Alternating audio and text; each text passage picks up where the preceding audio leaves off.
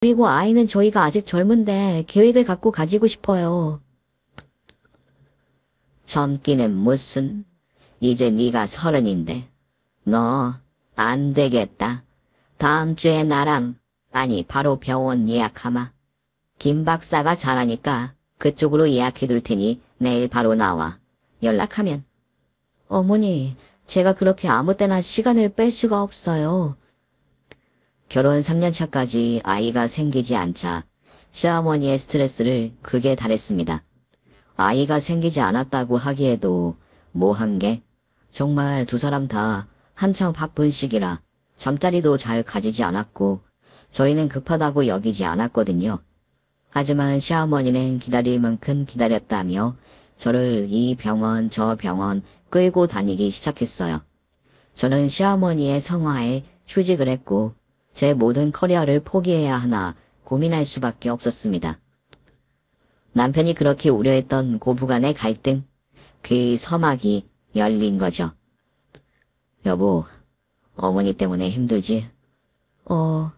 어머니 어떻게 해야 할지 모르겠다. 그냥 치료의 방법으로 말이야. 뭐? 집이랑 인연을 끊는 건 어떨까? 무슨 소리야 그게. 말도 안 되지. 그렇다고 당신이 지금껏 쌓아둔 커리어, 자기꿈도 다 포기하고 무엇보다 그렇게 스트레스 받으며 남은 삶을 살 수는 없잖아. 이제 30인데. 누가 그렇게 살겠대. 막말로 내 인생인데 어머니가 어디까지 할 수 있겠어. 이야, 내가 죄인 같다. 그런 소리 말어. 손주 안겨드리면 또 확 변하실 거야. 내 친구들 시부모들도 다 그랬대. 노력하지 뭐 우리가. 그날 이후 저희는 임신을 하기 위해 열심히 노력했습니다. 하지만 아이는 쉽게 생기지 않았어요. 부부가 양의사임에도 불구하고 전국에 좋다는 임신 잘 되는 한의원에서 약도 타먹었지만 소용없었죠. 시어머니는 이제 시도 때도 없이 전화가 왔고 집에 찾아왔습니다. 너 대체 왜 애가 안 생기니? 어머니, 저희도 노력하고 있어요. 노력? 나는 노력도 안 했는데 애가 생기던데. 너는 왜? 얘다. 여기 경북에 유명하다는 줄 서먹는 한약이다. 이거 내가 사람 알바시켜서 새벽에 줄 서서 타온 거야. 어머니, 약을 그렇게 타오시면... 뭐, 이 셈의 노력이 가담하지도 않니 너는? 네가 무슨 할 말이 있다고 꼬치꼬치 말대꾸야 말대꾸가? 약을 먹을 만큼 먹었어요. 안 되겠다. 대체 네가 왜 애가 안 들어서는지 내가 오늘부터 너랑 합숙 훈련을 해야겠어. 합숙이요? 너의 집 방도 남는데 내가 와서 살겠다는 소리야. 제 시간에 밥은 먹는지, 좋은 거 먹는지, 잠자리는 몇 시에 가지는지, 얼마나 가지는지 보겠다고? 기겁했습니다. 저희 집에 들어와 저희 부부의 잠자리 시간까지 재겠다는 시어머니. 어머니! 아이고 놀래라. 너 지금 시애미한테 소리 지른 거야? 그날 저는 그간 몇 년간 참고 있던 분노가 폭발하면서 시어머니를 칠 뻔했어요. 저는 분노를 이기지 못하고 목 놓아 울었습니다. 그때 남편이 퇴근하고 들어왔어요. 얘가 왜 이래? 동네 사람들 부끄럽게. 아니, 도시 왜 그래? 왜 울어? 무슨 일이야? 어머니가 또 뭐라 그랬어요? 내가 뭐 어쨌다고. 지가 밥 해먹고 하기 힘들 테니 당분간 집에 들어와서 살림 좀 대신 살아준다고 했더니 가만히 있다가 이건다. 얘 우울증 아니니? 어머니, 이제 그만 가세요. 뭐, 내가 너를 어떻게 키웠는데 너 지금 엄마를 집에서 내쫓는 거야? 네 마누라가 나 때문에 우는 것도 아니고 지 마음대로 우는 거 같고 내 탓하는 거야? 어머니, 저 다시 안 보실 거 아니면 이제 그만하세요. 더 이상 못 봐드려요. 이 사람도 저도 돌아버릴 것 같으니까. 예. 그날 시어머니는 저보다 더 목청을 놓고 울어 제끼기 시작했고 시부가 드릴러와 겨우 집으로 보냈습니다. 남편은 제가 제정신이 아닌 것 같다고 야겼는지 본인도 휴직계를 내고 간병 아닌 간병을 하기 시작했고요. 여보, 내 친구가 유능한 정신학 박사잖아. 상담받으러 가보자. 당신이 더 잘 알겠지만 마음의 상처도 치료가 필요해. 알지? 거의 실어증 증세까지 보이던 저는 남편 아는 사람을 통해 정신과 치료를 받았고 조금씩 이 삶을 되찾아갔습니다. 아들이 제 편을 들었다고 생각한 시모는 시아버지를 통해 유산은 한 푼도 줄 수 없다며 경고장을 날렸지만 남편은 끄떡하지 않았죠. 남편은 철저하게 시댁과 저를 분리시켰고 이사까지 했어요. 여보, 이래도 될까? 우리가? 됐어. 당신이 제일 중요하지. 물론 낳아주시고 키워주신 부모를 완전히 저버릴 순 없어. 하지만 우리가 살고 봐야지. 지금은 당신을 살리는 게 가장 중요해 나는. 그래도 어머니 한다면 하는 분 아니야. 정말 유산 한 푼도 안 남겨주시면 어떡해. 당신 신경 쓰여? 아니 나는 신경 안 쓰여. 그래도 당신은 다르지. 나도 신경 안 쓰여. 그렇다고 당신한테 얹혀 살겠다는 소리는 아니고 나도 능력 있어. 이래봬도 당신 하나 나도 케어할 수 있어. 그때부터 남편은 다니던 대학병원을 그만두고 지인들 소개로 페이닥터로 할 수 있는 일이라곤 다 했어요.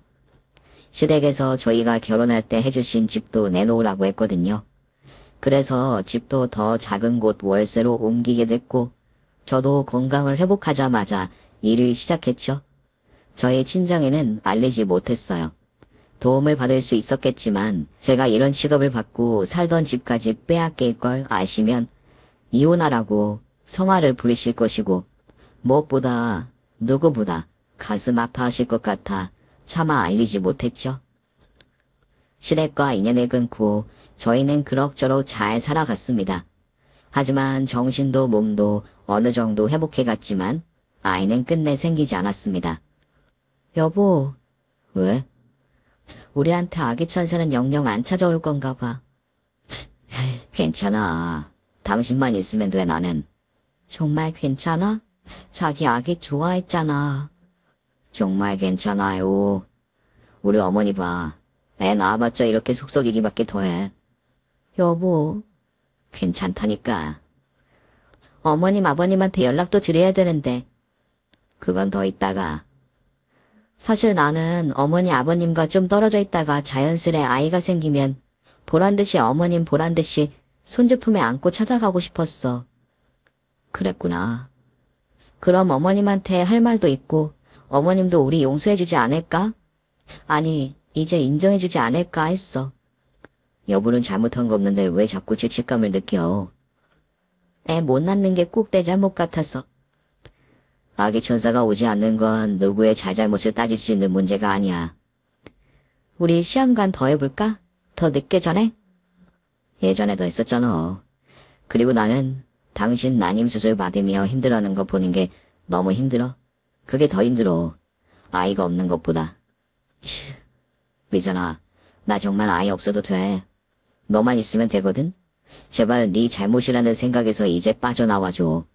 늘 밝고 건강했던 너로 돌아오자. 알았지? 여보야 고마워. 이후에도 아이를 갖기 위해 몇 번의 시술을 했지만 모두 실패했고 남편은 더는 난임 시술에 힘쓰지 말자며 저를 다독여줬습니다. 그렇게 세월이 굽이굽이 흘러 40을 앞두고 있던 어느 날 이제 모든 게 좀 안정적이라고 생각하던 시기였는데 집에 함께 있던 남편이 갑자기 쓰러졌습니다. 여보 왜 그래? 여보 정신 차려봐. 남편의 병명은 추장암 중기였습니다. 세상에 이런 시련이 또 있을까? 의사라는 사람이 자기 병도 몰랐을까? 하긴 그간 시댁과도 인연을 끊고 온갖 일을 다하며 집을 마련하고 제 노후까지 본인 힘으로 책임지겠다며 아등바등 산 그 사람이 자기 몸을 신경 쓸 겨를이라도 있었을까? 저는 같은 의사로서, 아내로서, 또 하나 남은 가족으로서 죄책감에 가슴이 찢어질 것 같았습니다. 남편은 하루가 달리 야위어갔습니다. 그를 쳐다보는 것만으로도 내가 살아있다는 죄책감을 느낄 정도였습니다. 여보가 나 말고 어머니랑 살았으면 이런 몹쓸 병에 걸리지 않았을 수도 있겠지? 나 당신한테 너무 미안해서 마음이 너무 아파. 그런 말이 어딨어. 당신 탓 아니야. 다 내 탓이야. 다 내 욕심이었어. 아이 안 생겼을 때 결혼 초기에 당신 보내주는 건데 그럼 좋은 여자랑 자식 낳고 부모님 지원받으며 하고 싶었던 대학 교수까지 돼서 당신 인생 그냥 원래 살던 대로 더 잘 사는 건데 나 만나서 다 이렇게 엉망이 됐어. 당신 인생은 당신은 무슨 어디 부모도 없고 가진 것도 없고 꿈도 없던 사람이었어? 웃기지 마. 당신도 나 만나서 이 많은 걸 포기하고 좁은 집부터 시작해서 아등바등 다시 살았잖아. 그리고 세월이 지났어도 그 어린 나이에 우리 어머니한테 당한 고초를 생각하면 내가 할 말이 없어. 나 그때 한 선택 정말 후회 1도 안 해. 그땐 정말 당신을 영원히 잃어버리는 건 아닌지 그게 더 두려웠고. 당신 말기는 아니잖아. 당신 살 수 있어. 우리 꼭 이별하는 듯 모든 걸 마무리하는 듯한 이런 대화 하지 말자. 그래. 나는 다시 건강해질 수 있다. 우리 미선이를 위하여. 저는 모든 병원 일을 접고 남편의 간병에 매달렸습니다. 제가 난임으로 고통받을 때 제 옆을 지켰던 남편처럼, 아니 그 이상으로 남편에게 모든 걸 다 해주고 싶었습니다. 남편은 큰 수술을 2번이나 받았지만 예후는 좋지 않았습니다. 결국 다른 곳까지 암이 전이됐고 이제 뼈밖에 남지 않은 남편을 보는 게 더 힘들었습니다. 저는 너무 가슴 아파서 울다가 쓰러지기까지 했습니다. 그런 시간들이 반복되자 우리에게 남은 시간이 얼마 남지 않았다는 생각이 들었습니다. 그런데 이제 시댁에 연락을 하는 게 맞는데 남편은 끝끝내 하지 말아달라고 하더군요. 왜? 이러다 정말 못 보면 다시 어머님 아버님 못 보면 어떡해? 지금까지 없는 사람처럼 지냈는데 이런 모습으로 나타나는 게 더 불효야. 그래도 이건 아닌 것 같아. 내일 연락드릴게. 여보, 내 뜻대로 해줘. 부탁이야. 남편의 간절한 부탁이 있었지만 저는 이대로 있을 수 없다고 생각했어요. 아니 너무 늦었다고 스스로 자책했죠. 수술 후 조금만 회복되면 남편 말처럼 조금 더 보기 좋아졌을 때 시댁에 알려도 늦지 않을 거라고 생각했는데 더 악화되고 말았으니까요. 더는 우리에게 남은 시간이 없었습니다. 너무 오랜만에 시댁에 연락하는 거라 어떤 말부터 꺼내야 할지 머릿속으로 말을 정리하고 있던 그때 핸드폰이 울렸습니다. 뭐? 그게 말이나 돼? 갑자기 무슨 소리야? 지금 이 아픈 거 알면서 하는 소리냐? 그딴 헛소문 듣고 염장 지를 거면 다시는 연락하지 마. 야야, 내 말 좀 들어봐. 나도 진영이한테 들은 건데 안 그래도 화냈어. 너희 남편이 무슨 2집 살림이야. 아픈 걸 떠나서 너희 남편처럼 착실한 사람이 어디 있냐고. 그러니까 안 아플 때도 병원에서 밤샘하던 사람인데 그게 말이나 되냐고. 진영이가 뭘 어디서 어떻게 봤다는 거야. 어디서 보고 그런 소리 함부로 짓거리냔 말이야. 야, 진정 좀 해. 내가 진정하게 생겼어? 들은 대로 말해봐 다. 그러니까 내가 듣기로 사실 몇 년 전부터 봤다는 거야. 네 남편이 강남의 모 초등학교 앞에서 자꾸 마주치더래. 지나가는 길이었겠지. 병원이 압구정이잖아. 아니, 그렇지. 진영이도 병원이랑 자기네 동네랑 가까운 건 알고 있으니까 그러려니 했대. 자기도 한두 번 마주칠 때는 그랬는데 너무 자주 보니까 한 번은 몰래 기다렸다는 거야. 걘 굳이 왜? 그렇게 오지랖이래. 혹시나 걱정이 됐다는 거지. 그래서 네 남편한테 다가가서 인사 안 하고 숨어서 지켜보는데 웬 나이도 훌쩍 커 보이는 초등학생이랑 엄청 반갑게 인사하고 둘이 손잡고 근처 패스트푸드점으로 들어가더라는 거야. 초등학생? 그 이후로 자주 봤대. 네 남편은 형제도 없고 조카도 없는 거 다 아는데 이상하다 느꼈지만 너랑 별로 친하지도 않고 남의 일에 상관하기 싫어서 입 다물고 있었다는 거야. 참나, 그게 말이나 되냐고. 그게 걔가 나 결혼할 때도 배 아파하더니 일부러 헛소문 퍼뜨리는 거 아냐? 그런 거 아니래. 자기도 그런 오해받기 싫어서 입 다물고 있었던 것도 있대. 그런데 네 남편이랑 그 초등학생이랑 얼굴도 엄청 닮았더래. 말도 안 돼. 그리고 네 남편 아프다는 소식 들려오던 올 초에도 봤대. 백화점에서 봤는데 애가 훌쩍 커서 중학생은 된 것 같은데 명품 옷도 사주고 그러고 있더래. 누가 보면 빼박 아빠와 딸 같더래. 이거 이상하다 싶어서 너한테 직접 알려줘야 하나 하다가 참았대. 그럴 리가 없어. 내 남편이 나한테 얼마나 잘했는지 너도 알잖아. 오해일 거야. 잘못 본 거라고 하기엔 너무 구체적이고, 그리고 진영이도 자기가 결혼식 때 복은 못 봤으니 아닐까 싶어서 병원 홈페이지 사진도 봤다더라고. 그런데 맞대. 아니라면 일란성 쌍둥이이지 않겠냐면서 멀리서 찍긴 했지만 사진까지 찍어놨더라고. 내가 지금 보낼게, 한번 봐봐. 친구가 보내준 남편과 닮았다는 남자와 웬 여자아이가 함께 손잡고 가는 모습이 찍힌 사진. 남편과 닮은 게 아니라 제가 사준 셔츠와 신발까지 완전히 남편의 모습이었습니다. 화질이 살짝 흐렸지만 분명히 제 남편이었어요. 남편에게 이런 딸이 있을 리가 없는데 내가 애를 갖지 못해서 남편이 바람을 피운 걸까? 그럴 리가 없어. 그 사람같이 청량한 사람이 머릿속이 마치 뒤섞인 퍼즐 조각들로 엉켜있는 기분이 들었습니다. 휴, 미치겠네. 안 그래도 사람 다 죽어가게 생겨서 나도 죽어버리고 싶은데 이게 무슨 개똥 같은 소리야. 미선아, 그런데 이제 와서 네 남편이 사실 혼외자가 있다고 해도 네가 책임질 건 아니잖아. 혼외자? 그럴 리가 없어. 너도 알다시피 우리 남편이 그런 사람이 아니잖아. 뭔가 오해일 거야. 친구의 아이라든가, 아니 좋은 사람이니까 후원하던 아이일지도 모르지? 이렇게까지 말하고 싶지 않은데 원래 집에서 다정한 남자들이 그렇게 오피스 와이프가 있대.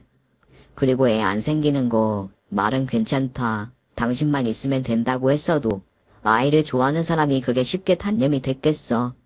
여러 가지를 생각해보고 대책을 세워야 돼. 갑작스러운 친구의 전화.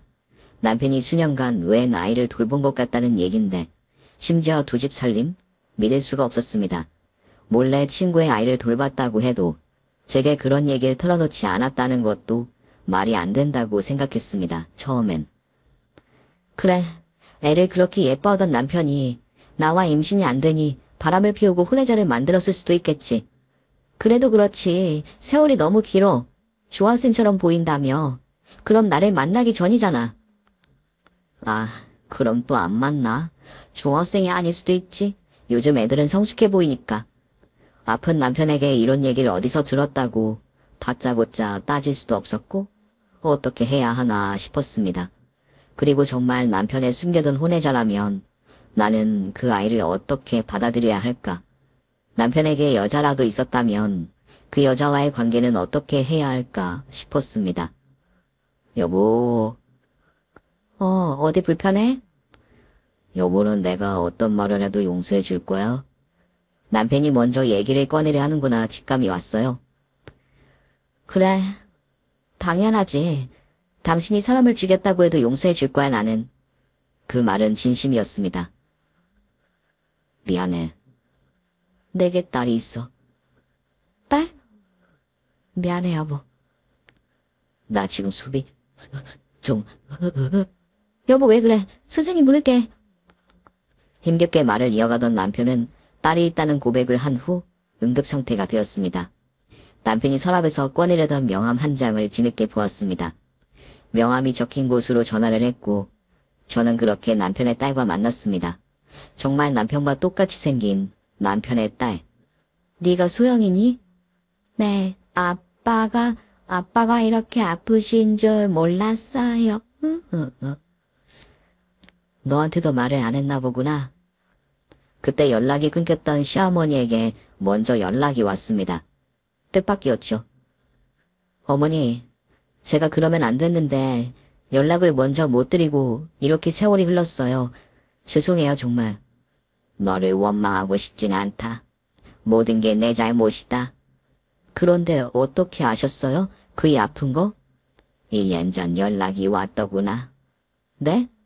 그이가 먼저요? 시모의 말로는 남편이 먼저 시댁에 연락을 해왔다는 것.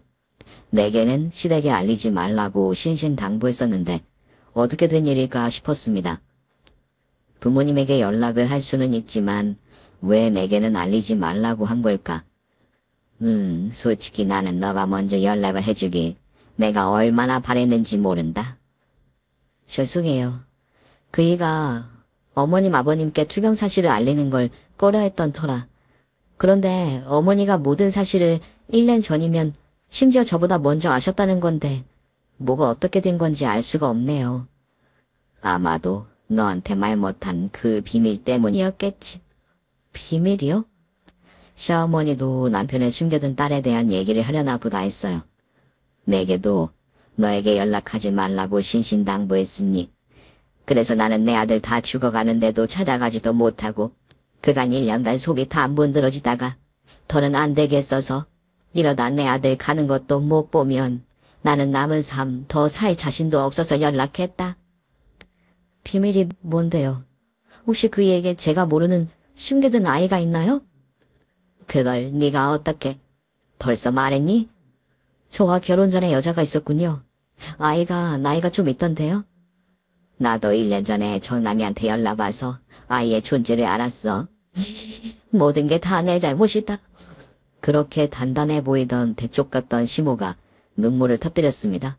시릇도 모르는 남편의 숨겨둔 아이, 넋이나가 있는 내 앞에서 눈물을 멈추고 말을 이어가던 시어머니의 얘기가 더 충격적이었습니다.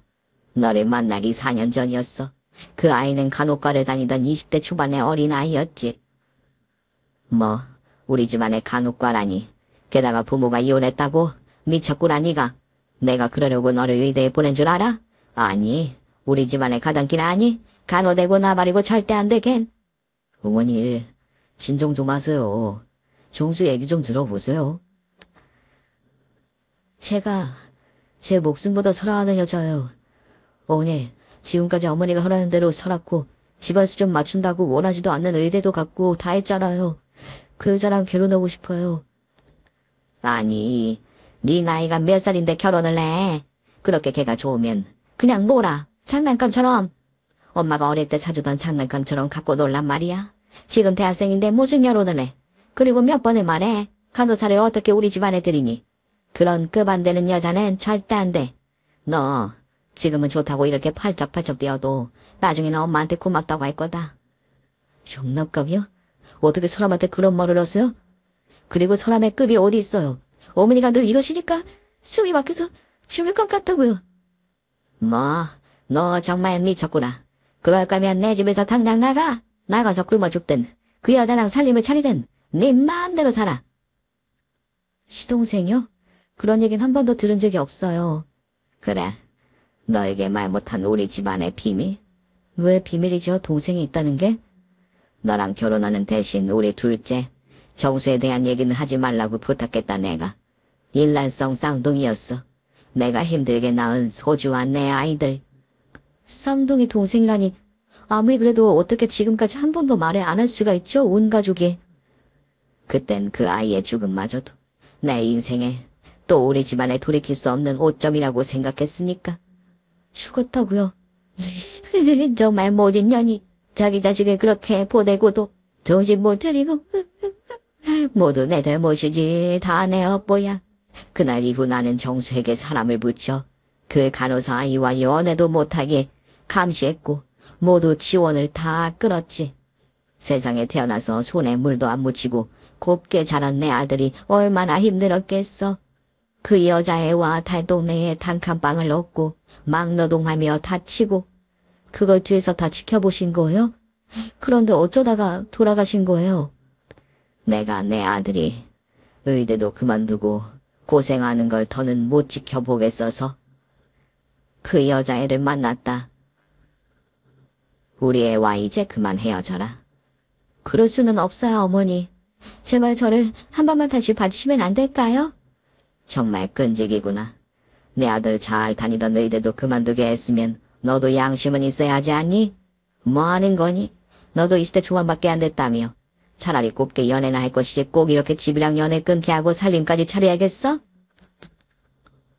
둘 다 그렇게 고생하는 게 맞다고 생각하는 거니? 그래도 저희 행복하게 살고 있어요, 어머니. 너 고단수지? 이렇게 남자 끄인 거 한두 번 아니지? 그게 무슨...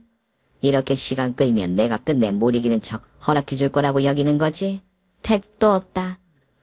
어머니, 저희 정말 사랑해요. 저희 조금만 지켜봐 주시면 안 될까요? 지금은 어머니 마음에 차지 않아도 저 좋은 며느리 될 자신 있어요. 넌 애초에 피부터 다른데 어떻게 좋은 며느리가 되니? 어머니, 저희 헤어질 수 없어요. 그이도 저를 원해요. 평생 공부밖에 모르던 애를 어떻게 끼었길래 대체 어린 게 못된 것만 배워서 있는 집에 그렇게 들이붙이면 의사 집안에 시집 올 수 있을 거라고 니네 집에서 가르치디? 이혼한 니네 엄마가 가르쳤어? 어머니 말씀이 너무 지나치세요. 어머니라고 하지 말라니까. 네가 정녕 이렇게 나온다면 니네 집안도 내 가만 안 둘 거야. 그게 무슨...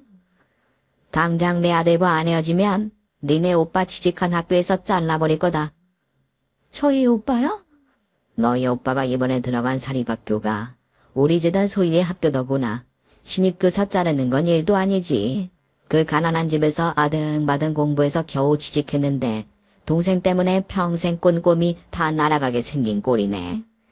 참나, 너도 참 니네 집이고 우리 집이고 못할 짓 아니니? 그게 무슨... 어머니, 우리 오빠랑 저는 아무 관계 없잖아요. 그러지 말아주세요. 부탁드릴게요. 어머니하고 그만하라니까. 이젠 네 목소리 듣는 것도 소름 끼치는데 제발 그 얼굴 좀 안 보고 살았으면 좋겠다. 그리고 나 한다면 하는 사람이야. 평생 그렇게 살았어. 내가 원하는 거 안 이룬 적이 없어. 네가 우리 아들 안 돌려놓을 거면 니네 집안을 완전히 망가뜨릴 거다. 니네 오빠는 우리 재단에서 운영하는 학교 외에도 전국 어디에도 발 못 디디게 만들 거야. 내가 그 정도 힘은 있어. 네 한낱 풋사랑 때문에 오빠 인생까지 망치고 싶니? 제발 그러지 말아주세요, 어머니, 제발. 충격적이었습니다. 결국 시동생과 만나던 여자는 시어머니의 협박에 못 이겨 시동생에게 이거를 통보했고 자취를 완전히 감췄다고 하고요. 그 여자를 찾아다니다 상사병과 우울증에 걸린 시동생은 스스로 생을 달리했던 겁니다. 그래서 결국 우리 둘째가 그렇게 가고 그래서 정남이 결혼은 더 잘 시키고 싶었다. 다 내 핑계지. 모든 게 다 내 잘못이지. 두 아들 다 이렇게 먼저 저승가게 만든 게 이 애미 엿보지. 믿을 수가 없네요. 그런 사연이 있었다는 게. 그럼 그 아이는 1년 전 정남이에게 연락이 와서 자신이 아프다는 사실을 알리며 정수의 아이가 세상에 나와 자라고 있다는 얘기를 해줬어. 그럼 남편이 돌봤다는 아이가 두루님의 아이란 말이에요? 그래. 정남이도 오래되진 않았고 몇 년 전에 그 애한테 연락이 닿았다고 하더구나. 그 애가 정수애를 가진 채로 나 때문에 우리 정수와 헤어지고 애를 혼자 낳아 길렀던 거지. 세상에. 왜 연락을 한 번도 안 하고 결혼도 안 하고 그 어린 게 미혼모로 아이를 낳아 기르다가 결국 병이 걸려 시한부가 돼서 정남이에게 연락을 한 거였어. 정남이는 아무에게도 말 못하고 삼촌으로서 아이를 지원하며 돌보고 있었던 거야 혼자. 저한테라도 말했으면 왜 혼자 그렇게 짐을 짊어지고. 너한테도 말하기 어려웠겠지. 내가 어떻게 나올지 모르니 내가 그 애들에게 보여준 모습이 얼마나 독하고 모진애미였니. 그러니 내가 어떻게 나올지 모르니 아무한테도 말하지 못했을 거다. 그러고 존남이가 본인이 병에 걸리니 아이를 맡길 곳은 그래도 빗줄인 우리밖에 없으니 연락을 한 것이고 정말 하늘이 무너져 내리는 기분이었다. 그래서 그렇게 닮았다고 했던 거군요. 정수와 존남이가 일란성 쌍둥이니까 닮을 수밖에. 죽은 정수와 좋아하는 음식도 똑같고 하는 짓도 닮아서 너무 신기하고 가슴 아프고. 남편이 형편이 좀 나아졌음에도 불구하고 투자 앞쓰리 잡대며 돈을 벌었던 이유도 이제는 조금은 알 것 같더군요. 시동생이 생을 달리한 것에 대한 죄책감이 있던 남편에겐 그 아이를 지켜야 한다는 사명감이 있었던 거겠죠. 미안하다. 너에게 지은 죄 이제라도 용서해 줄 수 있겠니? 어머니. 남편이 생사를 넘나드는 지금 이 상황에서 제가 시모를 용서하고 말고 하는 게 무슨 소용이 있을까 싶었습니다. 아니, 더 정확하게 말하면 처음부터 아무런 미움도 없었던 것처럼 머리가 하얘졌습니다. 어머니 그만 일어나세요. 저도 잘한 거 없는걸요. 그렇게 아픈 사연이 있는 어머니의 마음을 다 헤아리지 못하고 모자간 생이별을 시킨 것도 저니까요. 내가 너희에게 그러지만 않았어도 그네가 그렇게 큰 병에 걸리지 않았을 수도 있어. 이 죄를 어떻게 씻을지 눈앞이 캄캄하고 그네를 잊는 게 너무 무섭구나. 어머니 아직 그이 살아있으니까요. 우리 그런 얘긴 하지 말아요. 시어머니와 극적으로 화해를 했지만 우리에게 남은 이별은 또 있었습니다. 응급 위기를 간신히 넘긴 남편이 저를 불렀어요. 여보, 얘기 다 들었어. 시동생 아이 당신이 돌보고 있었다며? 나한테라도 털어놓고 같이 돌봤으면 좋았을 텐데 왜 그 짐을 혼자 다 짊어졌어 바보야. 미쳐라. 미안해. 나는 왜 너한테 미안한 것 주성이지? 너와 결혼할 때 나는 너를 행복하게만 해주겠다고 다짐했는데 당신 때문에 나는 늘 행복했어. 단지 당신 혼자 그 힘든 상황에 내버려뒀다는 게 마음 아플 뿐이지. 빨리 나와서 우리 다 같이 살자. 어머님 아버님도 다 모시고 조카도 같이 다 같이 살자. 여보야, 정수는 나한테 형 같은 동생이었어. 쌍둥이로 자라서 질투도 말았던 내게 늘 양보하고 이해하고 나 대신 부모님에게 혼나고 짐을 다 짊어지던 아이. 그래, 그랬구나. 그런데 내가 어머니가 무서워서 그때도 정수를 챙기지 못했어. 그래서 그런 일이 일어난 거야. 당신 잘못 아니야. 왜 자꾸 그렇게 생각해? 바보. 그리고 여보야, 우리 어머니도 너무 미워하지 마. 본인 인생 다 바쳐서 키운 아들 그렇게 잃고 어머니 되게 힘들어하셨어. 표현 다 못하시고 그랬지만 본인 때문에 정수가 그렇게 됐다고 몰래 우시는 거 많이 봤어. 어머니 안 미워해 여보. 그런 와중에 내가 당신과 결혼한다고 하니까 더 예민하게 당신을 바라보셨을 거야. 물론 당신이 모자란다는 말은 아니고. 알아. 이제 그만 말해도 돼요. 하나밖에 안 남은 아들이 행복했으면 좋겠다고 생각한 그 바람이 너무 커져버린 거야. 그래서 더 모질게 한 걸 거야. 당신이 우리 어머니 좀 이해해줘. 용서해줘. 미안해. 이런 말밖에 못해서 끝까지. 여보 지금 좀 힘들지? 애써 살려하지 마. 나한테 좀 자.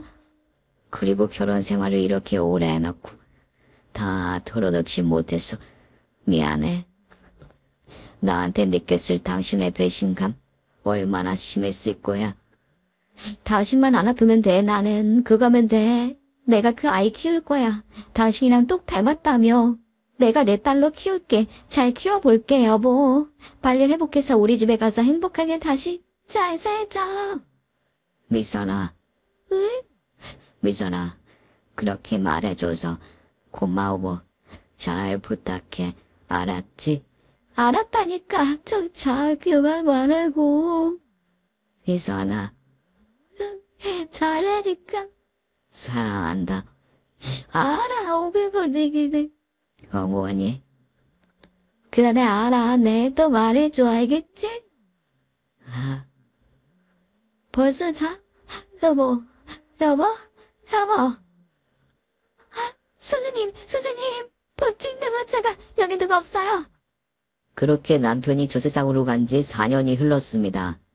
오늘은 하늘의 구름도 남편의 선한 눈썹 같은 날입니다. 바람은 남편의 콧노래 같아요. 남편과 똑 닮은 하늘이 보내준 아이. 제 딸과 남편에게 다녀왔어요. 수영아, 아빠 두 분에게 인사드려. 아빠, 큰아빠, 아니지. 우리 아빠들 수영이 왔어요. 거긴 어때요? 오늘 날씨 되게 좋은데 여기도 좋으면 거기도 좋은 거겠죠? 엄마랑 저는 잘 지내고 있어요. 저 얼마 전에 중간고사 1등 했어요. 대박이죠? 이대로라면 서울대 의대도 갈 수 있어요. 두 분이 성적표를 보셨으면 저보다 더 기뻐하셨을 텐데 아쉬워요. 그래도 할머니가 할아버지가 기특하다고 용돈도 주셨어요. 엄청 많이 주셔서 이걸로 노트북 살 거예요. 기뻐요. 참, 할머니 할아버지가 오늘 몸이 안 좋으셔서 같이 못 오셨는데 안부 전해달라셨어요. 특히 요즘 할머니가 기침을 많이 하시고 눈물도 좀 많아지셨는데 제가 옆에서 꼭 붙어서 안아드리고 있어요. 너무 걱정 마세요. 다음에는 꼭 같이 올게요. 그럼 아빠들 오늘도 편안하세요. 많이 사랑해요. 길기도 말하네. 나 말할 시간도 없게. 헤헤, 엄마는 속으로 말할 거예요? 당연하지. 너는 귀 막고 있어. 속으로 말할 건데 무슨 귀를 막아야 해. 쉿. 사랑하는 여보. 정남씨, 20대 중반에 당신을 만나서 벌써 40대 중반이 됐습니다. 딸아이는 곧 대학교에 가요. 많이 컸죠? 이제 숙녀가 다 됐어요. 처음 당신을 마주했을 땐 뭐 이런 남자가 다 있나 했어요.